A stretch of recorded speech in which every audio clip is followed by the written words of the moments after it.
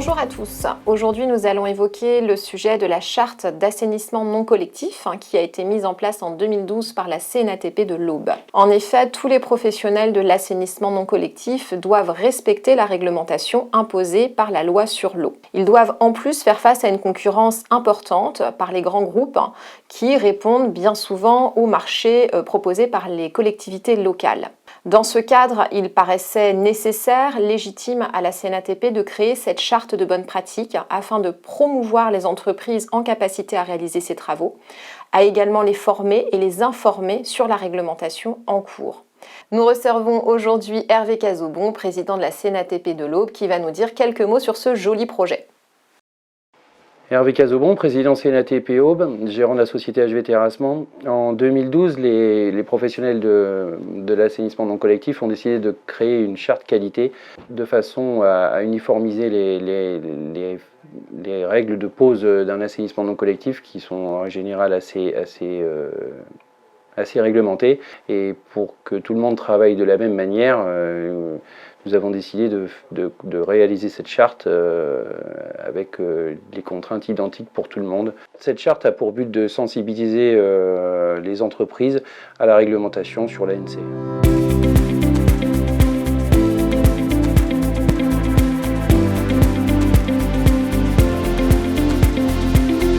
Toutes les habitations qui ne sont pas desservies par un réseau de collecte des eaux usées, c'est-à-dire tout simplement un tout à l'égout, doivent s'équiper d'un système autonome d'assainissement non collectif pour pouvoir justement récupérer les eaux usées domestiques.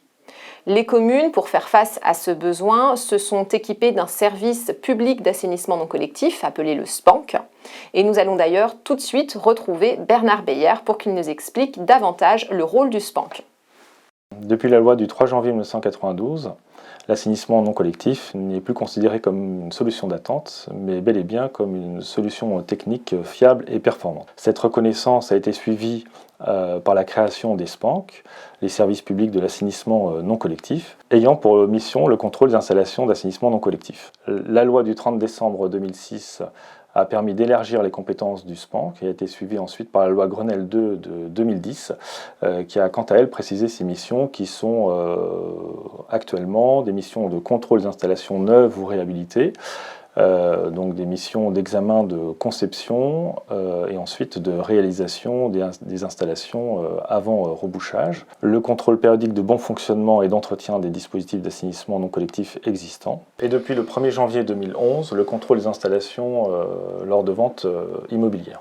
Alors Bernard Beyer, quel est le rôle du SPANC aujourd'hui ? Le SPANC est avant tout un service à l'usager, dont l'objectif principal est bien sûr le contrôle des assainissements non collectifs, mais également de bien veiller à ce qu'il n'y ait pas de risque pour la santé publique et de risque de pollution sur l'environnement. Et Monsieur Beyer, est-ce que vous pouvez nous expliquer pourquoi le SPANC a décidé de rejoindre et de s'associer en fait à cette charte ?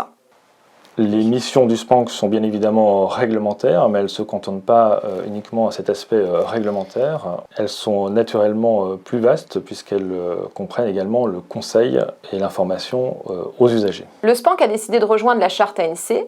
Monsieur Beyer, est-ce que vous pouvez nous donner les motivations de ce partenariat ? Alors l'assainissement non collectif doit être vécu comme un partenariat à travers tous les acteurs de l'assainissement non collectif, que ce soit les entreprises de travaux, les entreprises qui réalisent les entretiens, le secteur de l'immobilier, les communes, le SPANC, pour faire en sorte de rendre le service le meilleur possible à l'ensemble des usagers, et notamment des usagers du SPANC du SD2A. Et quel avantage trouvez-vous, vous aussi, à être associé à ce dispositif ? Être en relation avec des entreprises volontaires, désireuses de faire progresser leur métier, avoir un relais auprès des entreprises, et puis voir des entreprises monter en compétences et en connaissances, avec des visions partagées sur l'assainissement non collectif.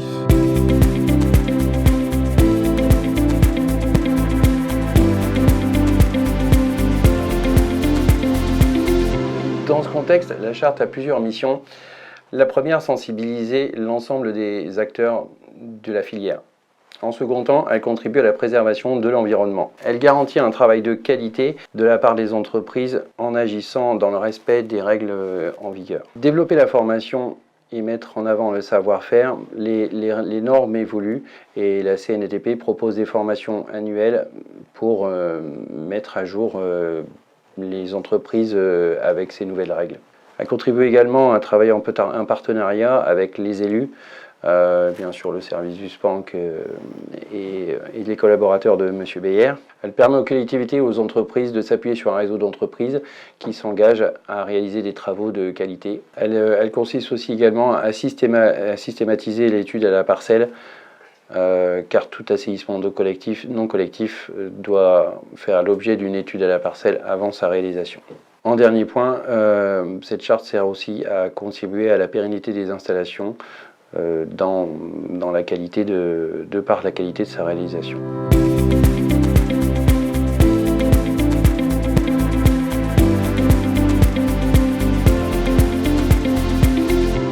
Cette charte apporte aussi de nombreux avantages aux professionnels de l'assainissement non collectif, notamment bien sûr la promotion de leurs entreprises, puisque une liste est diffusée à tous les acteurs de la filière, notamment au SPANC, mais également aux communes, et cette liste est également disponible sur le site de la charte ANC, et on retrouve effectivement les 13 entreprises auboises aujourd'hui chartées, assurées pour faire ce type de travaux.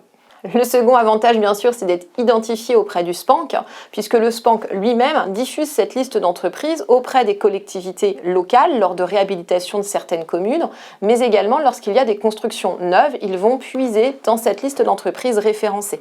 Autre avantage pour les professionnels, bénéficier des outils mis à leur disposition par la CNATP, notamment les PV de réception de fin de travaux et les documents nécessaires à l'entretien des fosses. La force d'un réseau, c'est aussi tout simplement de pouvoir profiter des informations et des formations dispensées par la CNATP sur ce sujet et également des réunions techniques régulières que nous avons sur cette thématique.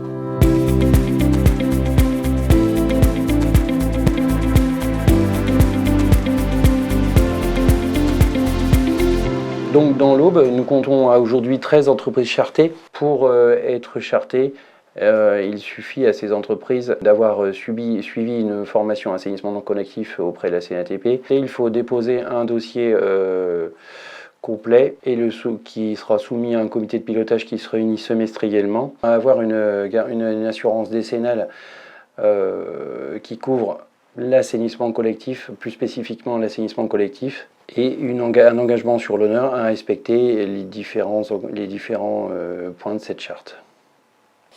Comme vous l'a expliqué Hervé Cazobon, la commission départementale de l'assainissement non collectif se réunit semestriellement afin d'étudier les dossiers des entreprises qui souhaitent obtenir cette charte. Parmi les entreprises réunies lors de ce comité de pilotage, vous allez retrouver de nombreux professionnels et acteurs de l'assainissement non collectif et vous voyez cette liste s'afficher juste à côté de moi. Donc nous organisons très prochainement une formation ANC. Je vous invite à contacter le service formation de la CNATP Aube à Barberet-Saint-Sulpice. En tout cas, merci pour votre invitation. Eh bien, merci Bernard. Je vous dis à bientôt. Et puis on se verra certainement sur les chantiers en contrôle. Et voilà, je vous dis au revoir à toutes et à tous. Vous savez comment faire maintenant pour obtenir le précieux sésame. N'hésitez pas à vous rapprocher de nos services afin que nous puissions vous accompagner dans ce projet. Et vous pourrez ensuite effectivement apposer le logo Charte ANC sur vos devis, sur vos factures, sur votre site internet également.